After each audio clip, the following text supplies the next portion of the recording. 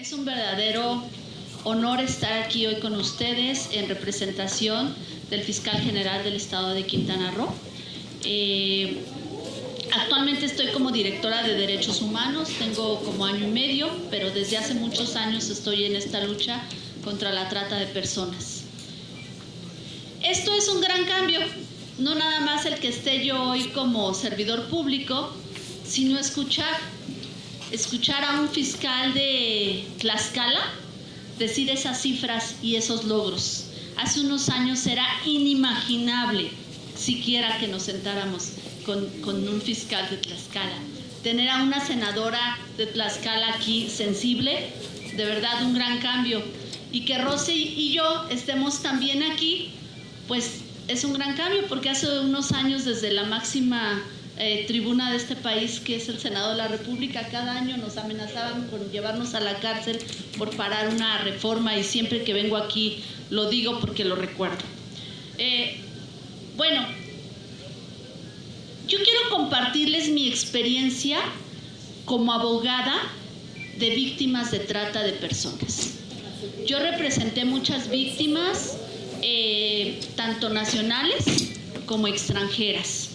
Y yo creo que nos hace mucha falta platicar con las instituciones, platicar nuestras experiencias. Para mí, el trabajo que hace tanto Pati Prado como Almita en los refugios, y que yo lo he vivido porque he estado ahí, es increíble. Pero nos hace falta coordinación. Porque, miren, muchas veces llegamos a los procesos penales con nuestra víctima y nos llega un asesor victimal que no tiene ni idea de qué se trata el asunto.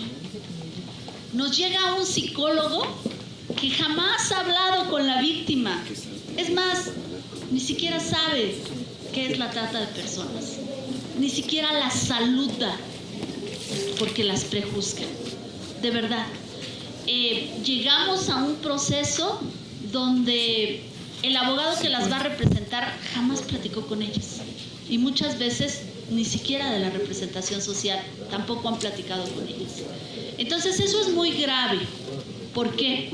Porque ¿qué tanto apoyamos a la víctima?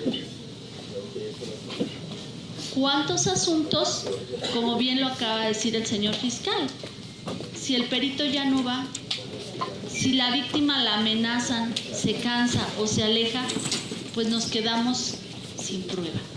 Nosotros hemos estado trabajando en Quintana Roo por impulsar un tema que es la prueba anticipada en este tipo de casos. Les voy a decir por qué. Porque es importante la prueba anticipada, tanto en abusos de menores, en violencia de mujeres. No sé si vieron un video en el que cuando sentencian al esposo por la gravedad de los golpes que le propinó a su mujer, la mujer se levanta y empieza a pegarle a la abogada, a la gente del Ministerio Público. ¿Por qué? Pues porque está logrando una sentencia en contra de su agresor. ¿Por qué motivo? Pues porque ya cambiaron las cosas, ¿verdad? Y muchas veces la víctima se arrepiente, muchas veces son amenazadas, etcétera, etcétera. En estos casos creo que una gran solución para este tema, este tipo de delitos, es la prueba anticipada. Y hay un antecedente en una sentencia emitida en la Corte Constitucional de Colombia, en el que ya está autorizando, así como de entrada, como parte de un protocolo, la prueba anticipada en esos casos. Porque muchas veces se da el hecho de que violaron a un menor y lo violó alguien de la propia familia, ¿verdad? Y resulta que llega un momento en que nos dicen, pues a juicio no va a llegar el menor porque los padres no lo van a llevar. En esos casos lo que yo le he pedido al DIF es que intervenga y que les diga que pues si no lo llevan van a tener ellos que intervenir, porque no están realmente protegiendo el interés superior del menor. Pero la verdad es que tampoco es algo que el DIF tenga muchas posibilidades de hacer. Si nosotros hacemos con estos argumentos y con base en esta sentencia la petición ante el juez de la prueba anticipada, pues podríamos estar abriendo brecha, ¿verdad?, para que ya se haga y no tengamos esta problemática que representa sostener un proceso.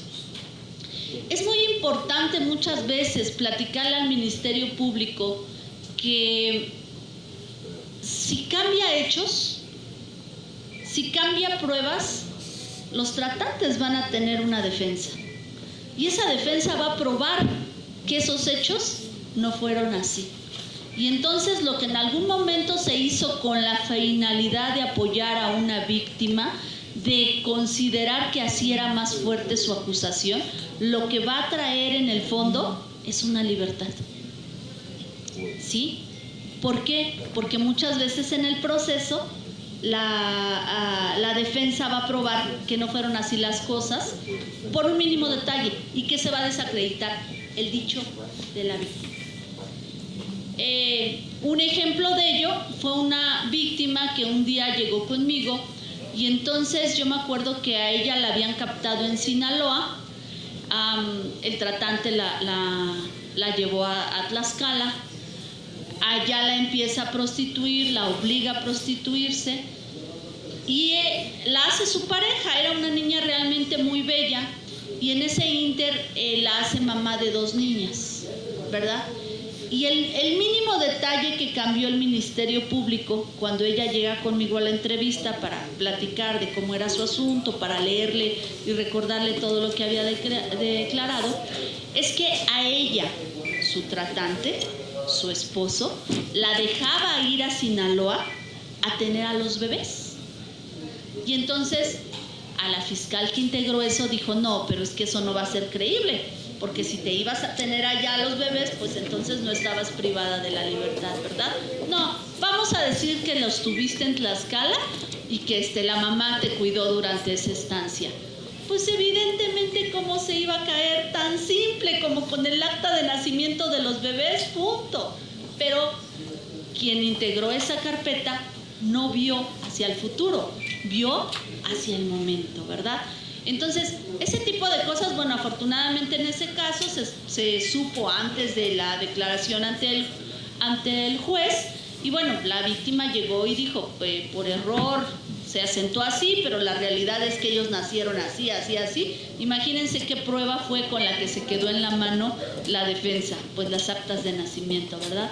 Entonces, sí hay que tener muy claro que la víctima muchas veces no es que no recuerde lo que le pasó, sí lo recuerda y lo recuerda perfectamente, pero el momento del sometimiento es la parte más dolorosa para la víctima cuando la cuenta una vez, cuando la cuenta 100 veces. La parte de sometimiento. Y muchas veces en las fiscalías no se abunda sobre esa parte de sometimiento por el temor a no revictimizar. La verdadera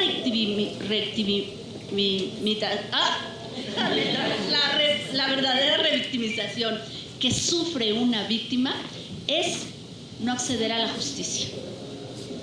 Esa es la verdadera revictimización.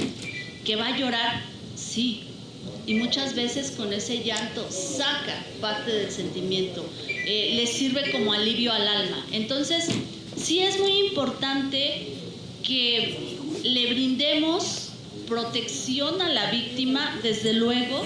Yo me acuerdo de casos muy famosos en donde las víctimas llegaban en el mismo vehículo donde venía el abogado del tratante, ¿verdad? ¿Quién las protegió? ¿Cómo las protegen? Realmente hay otros casos donde las víctimas son extranjeras y los consulados no tenemos el apoyo. Realmente no tenemos el apoyo para que retornen con seguridad a sus casas. ¿Y qué pasa, por ejemplo, con víctimas que tenemos extranjeras y que se les ha logrado hasta cambiar la identidad? Es una víctima que ya no puede retornar a su país, que ya no puede retornar de origen y que aquí está a la deriva teniendo que tener un proceso, porque si no va al proceso, sabemos que los refugios van a operar en caso de menores, Pero muchas adultas no quieren estar en los refugios. ¿Qué tenemos que hacer? Capacitar a las autoridades. Tenemos que trabajar en que si en un refugio o una fiscalía tiene una psicóloga o un abogado que va a atender a las víctimas, este psicólogo, este abogado se especialice, estudie, tome cursos, se capacite en víctimas de trata de personas. No podemos tener refugios que tengan víctimas de violencia y víctimas de trata de personas. Miren, las víctimas de trata de personas son diferentes a cualquier otra víctima. Algún día una magistrada me preguntó, ¿es tan grave la víctima de trata de personas como la víctima de feminicidio? Y yo les voy a decir una cosa, el feminicidio es la máxima expresión de la violencia contra una mujer. Pero ¿qué creen? Esa víctima siempre creyó, porque generalmente las matan las parejas, ¿verdad? Siempre creyó que no la iban a matar. En cambio, la víctima de trata es al revés. Sabe que si denuncia, que si trata de escapar, la van a matar. Es totalmente al revés. No podemos tener a una víctima de violencia en un refugio junto a una víctima de trata, porque la víctima de trata siempre dice, pero ella, ¿por qué se dejó? Ella le hicieron eso porque ella quería estar con esa persona, yo no tuve opción. Esa es la primera. 2, las víctimas de trata generalmente las drogan, generalmente las vuelven adictas, y si no, ellas lo utilizan como una forma de evasión. Luego entonces estamos juntando una víctima que probablemente no tiene que ver con drogas con una víctima que seguramente sí tiene que ver con estas adicciones, y los desenlaces son fatales. Y no olvidemos, ¿verdad?, estos lugares donde hay víctimas varones, que Almita sabe perfectamente bien, que Rosy sabe perfectamente bien, porque creo que en el mundo México es de los pocos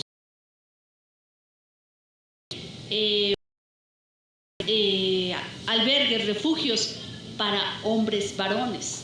Y entonces ahí viene otra. Esos varones, por ejemplo, si no van a un refugio especializado y van a un refugio del DIF, pues ¿con qué se van a encontrar? Recuerden que muchas veces las víctimas tienden a ser victimarios. Entonces, la víctima de trata es punto y aparte. Yo quiero respeto, y sé que en este auditorio hay hay varias víctimas de trata, o varias personas que fueron víctimas de trata, que hoy son supervivientes, que hoy son sobrevivientes, pero conozco muchas que viven una vida aparentemente normal, aparentemente reinsertadas, pero que si las llevamos a un juicio, lloran ante su agresor y se vuelven a ese momento, se retrotraen totalmente. Entonces, tratemos de a la víctima darle un acompañamiento total, jurídico, psicológico, durante el refugio, durante los procesos, durante su reinserción, porque de verdad, el dolor que ellas tienen, yo no conozco una que yo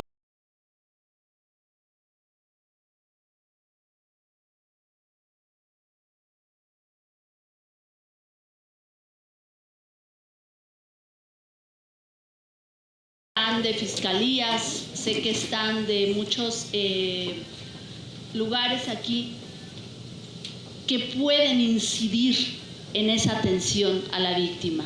Sé que están de los refugios, sé que están de organizaciones. No basta con que sea atendida por un especialista, sino tiene que ser un especialista en esa materia, específicamente en trata de personas. Yo sé que van a decir, ¿y de dónde los vamos a sacar? No les vengo a decir de dónde los saquemos, les vengo a pedir que los formemos, que los capacitemos, que los preparemos, que busquemos donde haya cursos, que busquemos donde haya gente.